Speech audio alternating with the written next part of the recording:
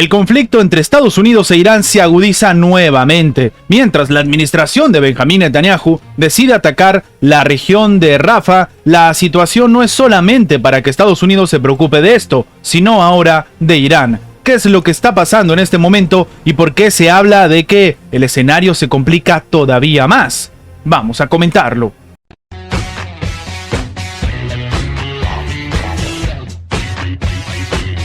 Hace 4 años, Irán prometía que se iba a vengar de Estados Unidos y que iba a desaparecer de la faz de la tierra a Israel, su fiel aliado. Esto lo dijo cuando el entonces presidente del país norteamericano era Donald Trump y había ordenado la muerte del general Qasem Soleimani, el segundo hombre más poderoso del país y jefe de la Fuerza Quds, un grupo militar de élite encargado de las operaciones en el exterior. Ahora, con respecto a lo que ha sucedido en aquel entonces y la actualidad, Irán no se olvida. Y es que sí, Washington y Teherán se mostraban los dientes por enésima vez y el mundo miraba expectante si había algún tipo de sangre que llegara al río. Pero nuevamente la tensión volvía a su cauce normal y con Irán provocando y Estados Unidos imponiendo sanciones e incluso alguna suerte de negociaciones con respecto al Pacto de Acción Integral Conjunto, el escenario terminó menguando. Sin embargo, desde finales de enero, otra vez se vuelve a generar la preocupación en Oriente Medio, que ya tiene bastante con la guerra en Gaza.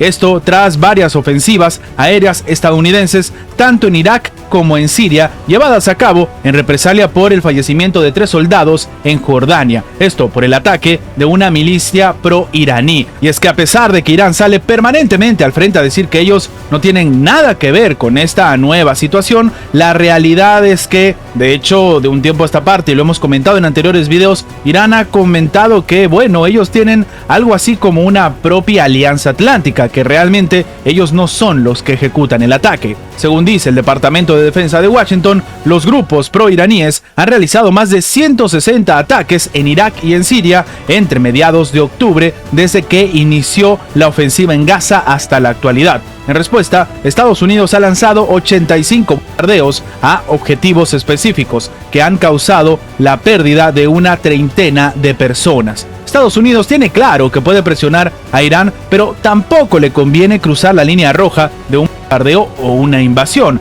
menos en un año electoral en el que el presidente Joe Biden se busca pues la reelección, e Irán sabe muy bien que la supervivencia de su régimen pende de un hilo si se embarca en un conflicto directo. En este caso, la intención de Estados Unidos no es una escalada, lo han dicho abiertamente, no quieren un conflicto regional, pero tampoco quieren quedarse de brazos cruzados. Esto explica el analista Joseph Hage, experto en Oriente Medio. Del otro lado, Irán sabe que no puede pues entrar en un confrontamiento directo con Estados Unidos porque no existe un balance de poder, termina agregando, pero para él hay que tomar en cuenta la relación que se vive en lo que algunos han llamado el eje del mal, y para esto nos tendríamos que ir hasta los ataques del 11 de septiembre en el 2001. El entonces presidente de Estados Unidos, George W. Bush, trazó una línea dividiendo a los buenos de los malos, así formuló el eje del mal, un clan pues de países enemigos donde estaba Irak, Irán y Corea del Norte.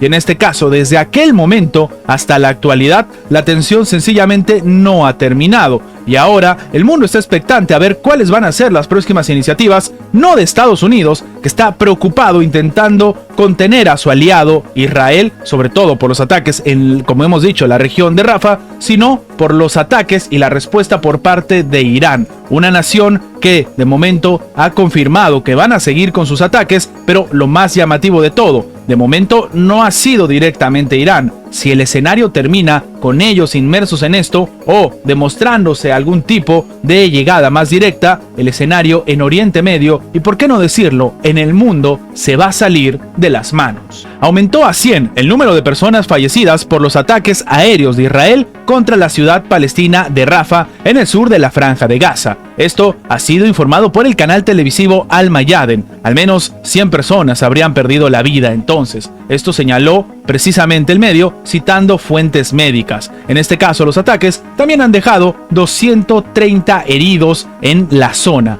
Más temprano, las Fuerzas Armadas de Israel habían confirmado los ataques aéreos contra la ciudad palestina, pese a los cuestionamientos de ya varios países. Previamente, el periódico israelí Jerusalem Post había informado, citando al ministro de Defensa del país hebreo Yoav Gallant, que el próximo objetivo de las tropas era precisamente Rafah, situada en la frontera entre Gaza y Egipto. Hasta el momento, las fuerzas de Israel habían evitado invadir esta parte que, como sabemos, alberga a una cantidad, de hecho la más grande, de refugiados en toda la zona de Gaza. Se hablaba al inicio de 1 millón, pero se ha llegado a la cuantiosa suma de 1.500.000 refugiados que han salido pues de lo que ha significado los ataques precisamente en la franja. Esto lo que está comentando es que lo que se busca es no generar la indignación de las autoridades egipcias, que por eso han empezado pues a intentar no comentar lo que iba a suceder en Rafah hasta que finalmente ejecutaron el ataque. Ya desde el pasado viernes, cuando Netanyahu había pedido a sus militares pues que ejecuten un plan para desalojar a los civiles de la ciudad de Rafah, hasta el momento no había pasado nada. No se había generado ningún tipo de estrategia y los civiles seguían en Rafah.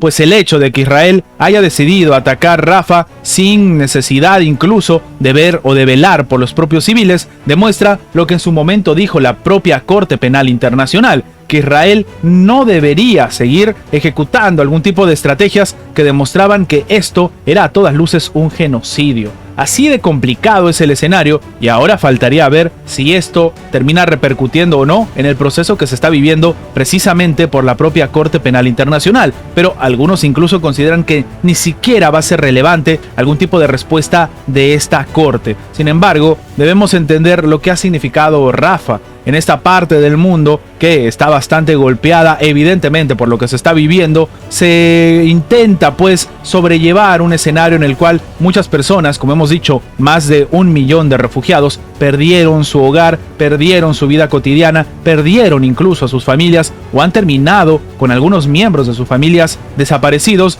y llegaron a esta parte pensando que sencillamente no se iba a atacar. Incluso las propias palabras del propio Israel y de Benjamín Netanyahu indicaban que no iba a haber más ataques, o al menos no en esta parte del mundo. Sin embargo, así como sucedió con Jan Yanis, en el cual los propios mandatarios o líderes dentro de Israel salían a decir que bueno, la situación no iba a escalar a mayores, que solo iba a ser en la franja de Gaza, lo mismo se ha repetido con Rafah. Y para algunos expertos, ahora falta esperar la respuesta por parte de Egipto, por parte de Estados Unidos y sobre todo de los países de Oriente Medio que antes se quedaron callados, pero que se han cansado y han sido bastante frontales, como es por ejemplo el caso de Arabia Saudita. Antes de terminar, los invitamos a que se hagan miembros del canal para que, además de tener acceso a la pestaña de comunidad donde publicamos muy a nuestro estilo las diferentes situaciones que suceden en la geopolítica actual con diferentes artículos y, como siempre, sin seguir ninguna agenda como hacen algunos medios tradicionales, también van a tener acceso previo a poder ver los videos antes de su publicación en las horas normales, en una forma de agradecerles a todos los que hacen posible el mantenimiento de este proyecto. De nuevo, por solamente $1.99 tienen estas ventajas en forma de agradecimiento por apoyar a mantener este proyecto. Sin más que agregar, nos vemos en la próxima.